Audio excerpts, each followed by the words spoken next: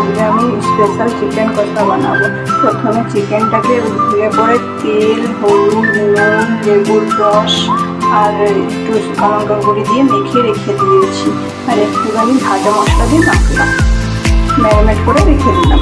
এবার এখানে কড়াইয়ের মধ্যে তেল দিয়ে শুকনো লঙ্কা, তেজপাতা আর জিরা দেবো, ফোড়ন দিয়ে তবে পেঁয়াজটাকে ভাজবো।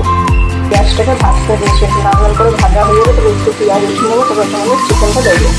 তো এখানে মশলা বেটে নিচ্ছি, তার মধ্যে পেঁয়াজ, আদা, রসুন, জিরা, গোলমরিচ আর শুকনো লঙ্কা দিয়ে বেটে নিয়েছি।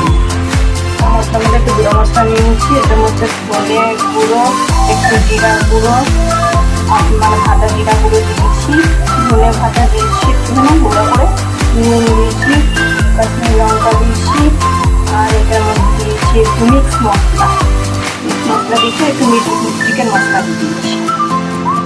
আমাদের বাড়িতে আবার আলু ছাড়া চলে না, তার থেকে আলুটাকে একটু ভেজে রেখে দিয়েছি। আমার পেঁয়াজটা ভাজা হয়ে গেছে, এখন আমি একটু তুলে নেবো, তুলে নিয়ে তারপর ম্যারিনেট করা চিকেনটা দিয়ে দেবো। চিকেনটা দিয়ে এখন ভাজা করবো, ভালো করে কষাবো, কষিয়ে তারপরে মশলাটা দেবো। পেঁয়াজ যেটা ভাজাটা উঠিয়ে রেখেছি, এটা আমি আবার নামানোর আগে একটু দিয়ে দেবো। দেখতে পারো চিকেনটা ভাজা হয়ে গেছে, এখন আমি এটার মধ্যে মশলাটা দিয়ে দেবো, বাটা মশলাগুলো দিয়ে দেবো। মশলাটা দিয়ে দিয়েছি, এখন ভালো করে কষাবো, তার মধ্যে টমেটো দিয়ে দেবো এখন, আর আলুটাও দিয়ে ভালো করে কষাবো। দেখতে পারো মশলাটা কষা হয়ে আসছে, এটার মধ্যে একটু লেবুর রস দিয়ে দেবো, লেবুর রসটা দিয়ে একটু করে দেবো।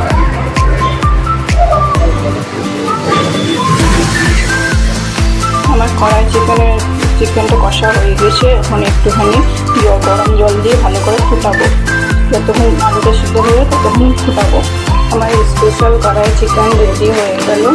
এটার মধ্যে আমি ভাজা পেঁয়াজটা দিয়ে দেবো, দিয়ে পরে তারপরে এটাকে গরম মশলা দিয়ে নামিয়ে নেবো। আপনাদের এই রেসিপিটা ভালো লাগলে পরে আপনারা লাইক, সাবস্ক্রাইব আর শেয়ার করে দেবেন।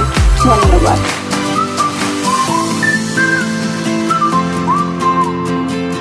স্পেশাল কড়াই চিকেন কড়াই।